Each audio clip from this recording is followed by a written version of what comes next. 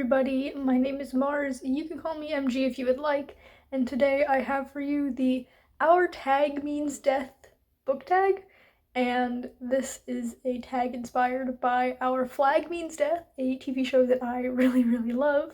The questions are all themed after the titles of the episodes of season 1, which I have seen. I have not seen season 2 yet because I know it's going to make me real sad and I am just not ready for that, so it's been out for several weeks now, and I haven't touched it yet. There are a couple of things that I haven't gotten to yet because I know it's just gonna make me really sad, and Our Flag Means Death Season 2 is one of them.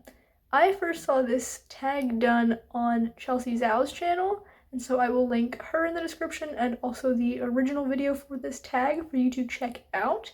And without further ado, let's just get to the questions. So the first question is for the pilot episode, and it's a group ensemble that you would love to join, but you have to kick someone out because it's a mutiny. And for that, I've gone with a character from Mistborn by Brandon Sanderson, and the character I'm choosing is Dachshund, because when I looked at a list of Mistborn characters, he was the one I remembered the least about. I do remember some of the stuff that he does, but not a ton, not like the other characters. And also, he is one that doesn't have any, magic from this world, and I feel like I also wouldn't have any magic, so I could just fit right in where he goes. This was a really hard question because there are so many friend groups from books that I would love to be part of, but I just couldn't figure out anyone that I wanted to kick out from them, so this is kind of a last minute choice because it's the only thing I could think of. Question 2 is A Damned Man, and that is a book that you have the opposite opinion of than the general public. And for this, I went with The Atlas 6 by Olivia Blake. If you've been watching my channel for a little bit of time, then you probably already know that I do not like this book whatsoever, and everyone else seems to have loved it, except for Jess. Jess has the same opinions on it as I do, and for that I appreciate her because I feel like no one else had any issues with this book, and it's just baffling to me because I just did not like pretty much any aspect of it.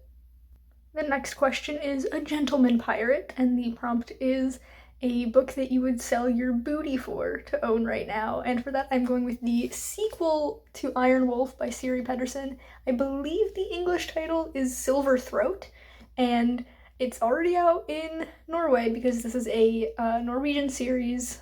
That's where it's originally published because the author's Norwegian, and then will be later published in other languages. And I really loved this book.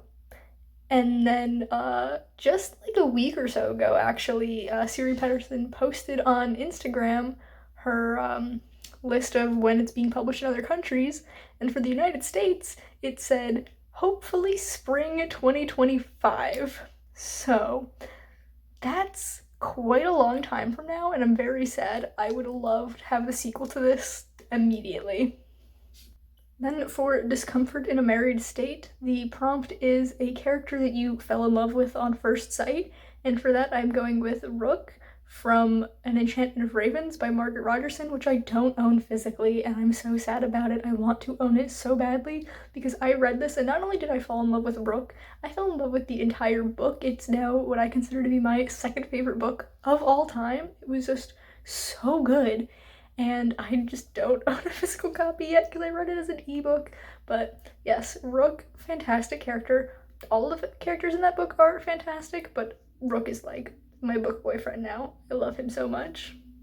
Then we come to the episode titled The Best Revenge is Dressing Well, and the prompt for this is a beautiful book that is wonderful on the inside and the outside. And for that, I'm going with kind of an obvious choice, and that is Iron Widow by Shirin J. Zhao. One of the most stunning covers I've ever seen, and this book, absolutely fantastic. It blew my mind when I read it. I was just addicted. I read it so quickly because I could not get enough of it. And Heavenly Tyrant, the second and final book in this series, comes out, I want to say spring of next year, so just a few months away. I am buying it immediately. I just need to get a copy of that. So this was actually a contender for the other question that I had, but I decided to put this book here and then the Siri Petterson book there. It just made it all fit nice and easy. The sixth prompt is The Art of Fuckery, and that is a book that took you on a wild ride, and I am gonna go with Break the Bodies, Haunt the Bones by Micah Dean Hicks. Absolutely the only word I can think of to describe this book is wild. I did not expect anything going into this, and the summary mentions ghosts and some other things. We don't even get to the ghosts until later on. I mean, they're there, but they're not a big part of the story until the second half, and we have so many other things that I'm like, I don't remember that from the summary. Of course, I don't really read the summaries and blurbs very deeply because I like to go into books a little bit more blind, I guess. I don't like to know a ton going into books, but this book just blew me away in the strangest way. There was so many things where I'm like, oh, okay, wild, but I'm here for it. Then we come to This Is Happening, which is an underrated gem of a book that people should read. And to no one's surprise, I'm saying The Bone Houses by Emily Lloyd Jones, my favorite book of all time. I recently annotated this because it was my third read through, and I'm like, annotating will be fun. And I have a video of that on my channel if you would like to watch it. Jess, my friend over at the Hex Library, finally read this book after 2 years of me trying to convince everyone to read it, and she also really loved it. So if you should believe anyone, you should believe Jess, and that this is a really good book, because Jess has really good taste in books, and I'm saying that mostly because we have a very similar taste in books, but also because she supports me in my love of this one. So just read this book. That's all I have to say ever, is just read The Bone Houses. Number 8 is We Gull Way Back, which is your favorite animal companion. For that, I've gone with Gwyn from the Inkheart series by Cornelia Funk. And you can kind of see him on the cover here. There's glare, but he is a little marten. He's got horns, though. And I actually chose my middle name to be Gwyn after this character. This is a series that I've loved since childhood. This is actually the first book that I ever bought for myself with my own money way back when I was 9 or 10 years old. And it's just so special to me.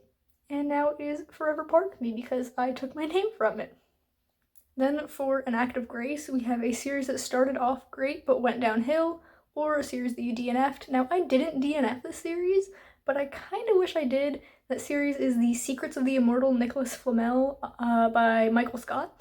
I had owned all 6 books at one point, and then I read the whole series, and I got rid of them because the first 3 books, absolutely fantastic. I loved them so much. I thought they were so good. And then the other 3 books, I'm like, what is this garbage? I didn't like anything that happened. I thought that the characterizations were completely ruined. There were a couple of characters that just did a complete 180 on who they were, and they just felt so wronged by the narrative. I'm like, is this even the same series? Did the author remember what he wrote in the first 3 books when he was writing these ones? So that is definitely a series that I started off really, really enjoying and then hated by the end of it. And the last prompt, number 10, is Wherever You Go, There You Are, and this is an auto by author, and I'm going with Rick Riordan. And look, I finally have a copy of The Lightning Thief to hold up. I don't have to hold up one of his other books. If you didn't know, I used to have a box set of these original paperbacks of the 5 Percy Jackson books, and then in the late spring, early summer of 2019, I lent them to a friend, and I haven't really talked to my friend since then. So I just have accepted that I'm never getting those back. So my boyfriend actually went to his family home for the weekend in order to pet sit, and while he was there, he grabbed his copies, and now they're my copies. It's only the first 3 books. He says he has books 4 and 5 somewhere, he just didn't find them. So for now, I only have the first 3, but I'm slowly completing my Rick Riordan collection. I haven't actually bought the Chalice of the Gods yet. That is a reward for NaNoWriMo. I think I set it as my reward for when I hit 30k, because for every 10k words I get to buy a book. So even though Rick Riordan is an auto-buy author, I have not bought his most recent book yet, but that's because it's part of a greater plan. But yeah, there are several auto-buy authors I have, but Rick Riordan is definitely number 1 on that list. And there you have the Our Tag Means Death book tag. Let me know down in the comments the answers to any of these questions that you want to answer. I would love to start a discussion because you know I'm always down to talk books. If you enjoyed this video, please be sure to give it a big thumbs up. You can subscribe to my channel for more content, and that way I will see you in the next one. Goodbye, everyone.